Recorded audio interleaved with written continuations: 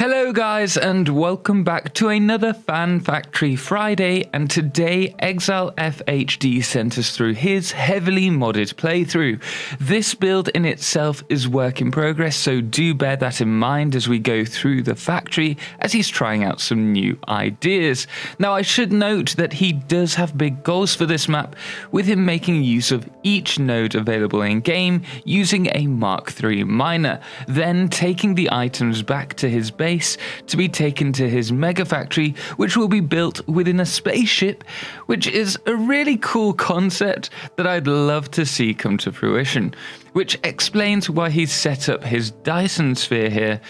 So with that in mind, let's check out what he's done so far. First off, let's check out the storage area. Now the warehouse itself is pretty large, towering over the factory, and makes use of the more factory doors and looks pretty nice with the staggered approach. But what I particularly love about this build is the use of these emissive foundations, which look great at night. I believe these are part of the upside down or more foundations mod. I'm not sure because I haven't used them before. And I also really love the use of the glass covered conveyor bus below. You'll see me use a very similar approach in our multiplayer live stream. And I love how it's showing off his selection of dead slugs. It's a little morbid, but a fun addition. He also makes great use of the dispenser mod, allowing him to easily collect anything that he requires.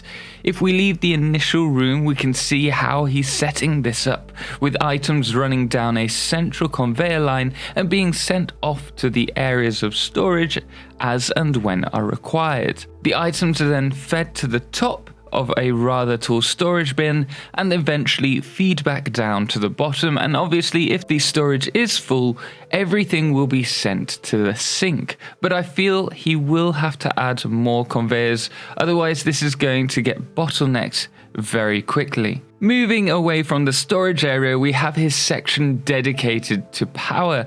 Now it's not currently up and running, but when it is, he will be removing his current fuel setup, which is currently powering the base that's located in the oil islands. Now this is certainly an interesting approach to fuel production, with the generators located on the lower outer square border, and I like his approach to the refineries with the pipes that fold from beneath, giving him a clean working area with the output sending spare plastic and rubber to the top of the build in order to be sent by train back to the main factory.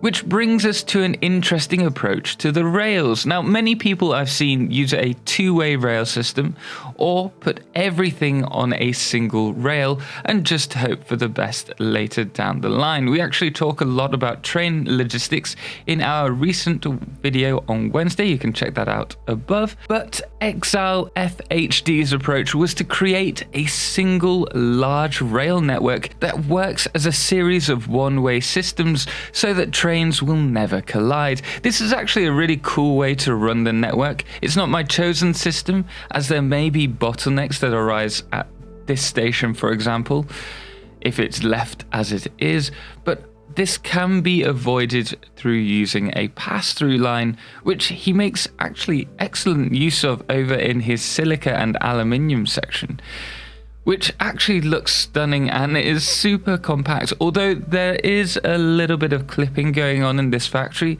which I hope will get sorted out by the next time we see this build. Returning to his train network, when collisions are implemented, I presume trains will automatically stop prior to any colliding, and this will mean that the network will run as is, but it could easily be optimized with a bit of signaling if this does come to the game. Also, while we're looking at the train system, the network and the stations, I have spoken to him and he has informed me that he does fully intend to build supports for the rails and stations, and that most of his factory is missing the cosmetics that he would like to have. But again, this is because he's got a project that he's working on, and in my eyes, the most important thing is planning your logistics first and foremost, and all else comes second, which is the objective approach that he's also taking as well. Returning back to the factory, we can see he's set up a refinery section for his reactor coolant for his arc reactors, and his next project will obviously be for the reactor cores.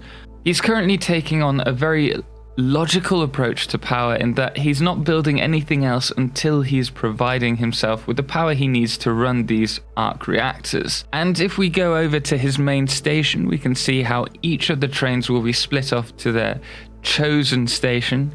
And if we go underneath his main station, he has his main factory, which he himself states is an inefficient mess, which he built without worrying about calculations. And though the lines are looking pretty clean, they are all clipping. So he will be rebuilding all of this inside his mega factory spaceship eventually, which I'm rather intrigued about and excited to see. So in all fairness, I do wish him a huge amount of luck with it, and I really do hope that we can cover this build once complete to see what designs he's brought to the table. So there you are, guys, a new mega factory build in the making.